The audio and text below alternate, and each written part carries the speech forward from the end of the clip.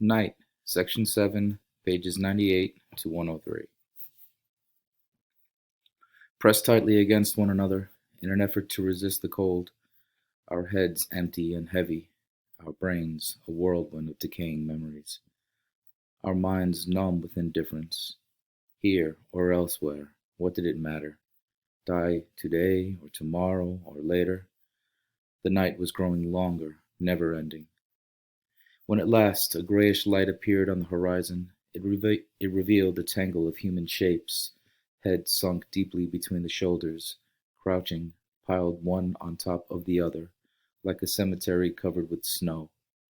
In the early dawn light, I tried to distinguish between the living and those who were no more, but there was barely a difference.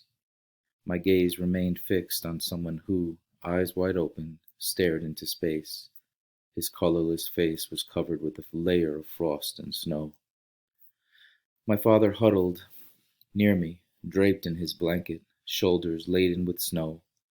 And what if he were dead as well? I called out to him. No response. I would have screamed if I could have. He was not moving. Suddenly, the evidence overwhelmed me. There was no longer any reason to live, any reason to fight. The train stopped in an empty field. The abrupt halt had wakened a few sleepers. They stood, looked around, startled. Outside the SS walked, shouting, "Throw out all the dead! Outside, all the corpses!" The living were glad. They would have more room. Volunteers began the task. They touched those who had remained on the ground. "Here's one, take him." The volunteers undressed him and eagerly shared his garments. Then two grave-diggers grabbed him by the head and feet and threw him from the wagon like a sack of flour. There was shouting all around. "Come on, here's another! My neighbor, he's not moving." I woke from my apathy only when two men approached my father. I threw myself on his body. He was cold. I slapped him. I rubbed his hands, crying, "Father, father, wake up! They're going to throw you outside." His body remained inert. The two gravediggers had grabbed me by the neck. "Leave him alone. Can't you see that he's dead?" "No," I yelled. "He's not dead. Not yet." And I started to hit him harder and harder. At last my father half opened his eyes. They were glassy. He was breathing faintly. "You see?" I cried. The two men went away. 20 corpses were thrown from our wagon. Then the train resumed its journey, leaving in its wake, in a snowy field in Poland, hundreds of naked orphans without a tomb. We received no food. We lived on snow. It took the place of bread. The days resembled nights, and the nights left in our souls the dregs of their darkness. The train rolled slowly, often halted for a few hours and continued. It never stopped snowing. We remained lying on the floor for days and nights, one on top of the other, never uttering a word. We were nothing but frozen bodies, our eyes closed. We merely waited for the next stop to unload our dead. There followed days and nights of traveling. Occasionally we would pass through German towns, usually very early in the morning. German laborers were going to work. They would stop and look at us without surprise. One day, when we had come to a stop, a worker took a piece of bread out of his bag and threw it into the wagon. There was a stampede. Dozens of starving men fought desperately over a few crumbs. The worker watched the spectacle with great interest. Years later, I witnessed a similar spectacle in Aden.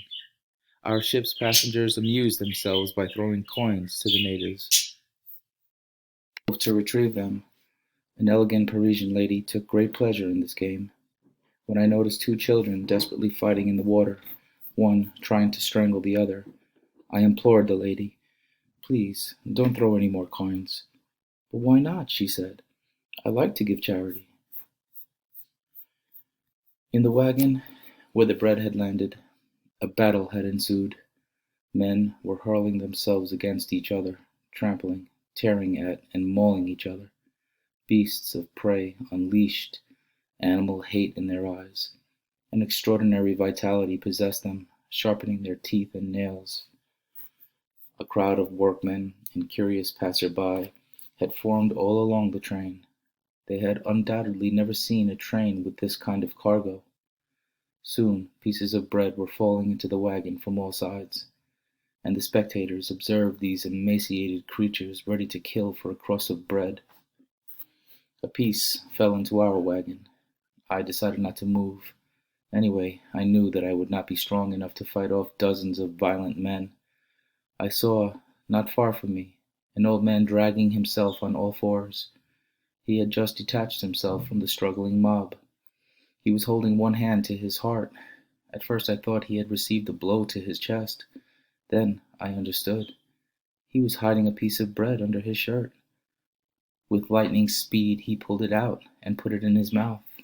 His eyes lit up, a smile, like a grimace, illuminated his ashen face, and was suddenly and immediately extinguished.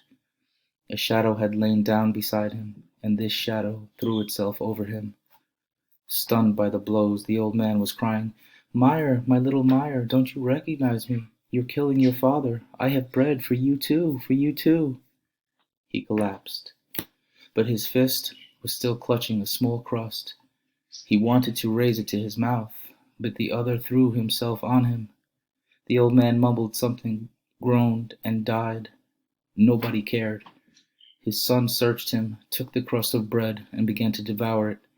He didn't get far. 2 men had been watching. They jumped him. Others joined in.